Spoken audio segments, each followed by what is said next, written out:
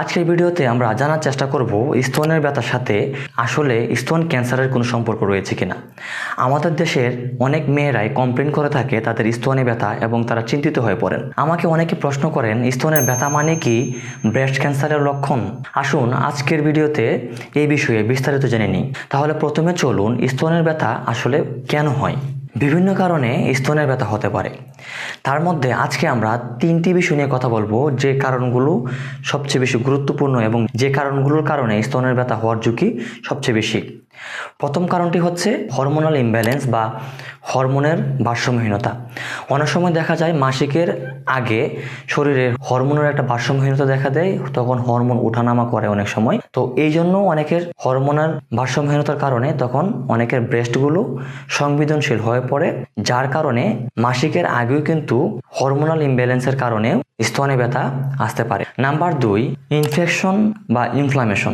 যদি কোনো কারণে ব্রেস্টে ইনফেকশন বা ইনফ্লামেশন হয়, সেটি হইতে পারে মাস্টাইটিসের মতো ইনফেকশন বা ইনফ্লামেশনের কারণেও কিন্তু আপনার ব্রেস্টে ব্যথা আসতে পারে। 3 নম্বর কারণটি খুবই গুরুত্বপূর্ণ। অনেক সময় আমরা দেখতে পাই যদি কোনো কারণে ব্রেস্টে সিস্ট তৈরি হয় অথবা ফাইব্রো অ্যাডেনোমার মতো কোনো টিউমার তৈরি হয় ব্রেস্টে, তখন কিন্তু ব্রেস্টের ব্যথা হতে পারে।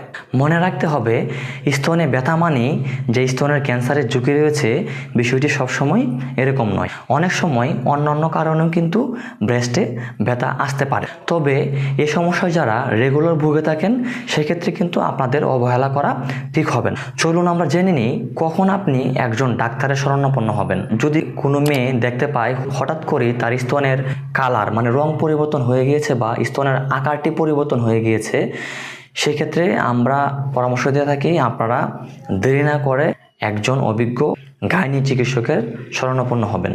নাম্বার 2, যদি কোনো মেয়ে দেখতে পায় স্তনের বুটার চারপাশে যে কালো অংশটি রয়েছে সেই কালো অংশ থেকে অথবা বুটা থেকে অস্বাভাবিকভাবে তরল বের হচ্ছে, সেটি হতে পারে রক্ত বা পুজ, এই জাতীয় কোনো পদার্থ যদি বের হয়, তাহলে আমরা আপনাদেরকে পরামর্শ দেব এক মুহূর্ত দেরি না করে একজন ভালো চিকিৎসকের শরণাপন্ন আপনাকে হতে হবে।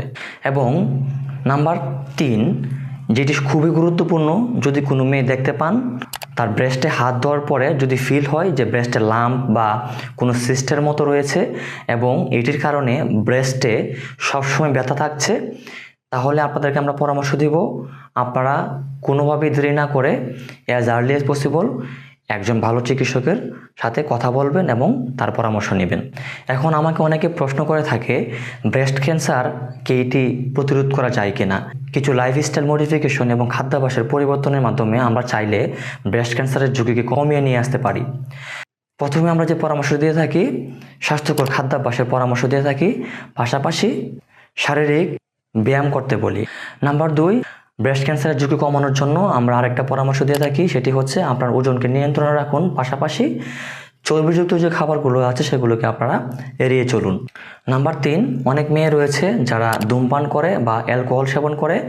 আমরা আপনাদেরকে বলতে চাই ধূমপান এবং অ্যালকোহল ব্রেস্ট ক্যান্সারের ঝুঁকি বাড়ায়। আপনি যদি ব্রেস্ট ক্যান্সারকে প্রতিরোধ করতে চান তাহলে আমরা আপনাদেরকে পরামর্শ দিব না আপনাদের এই অভ্যাস থেকে বের হয়ে আসুন।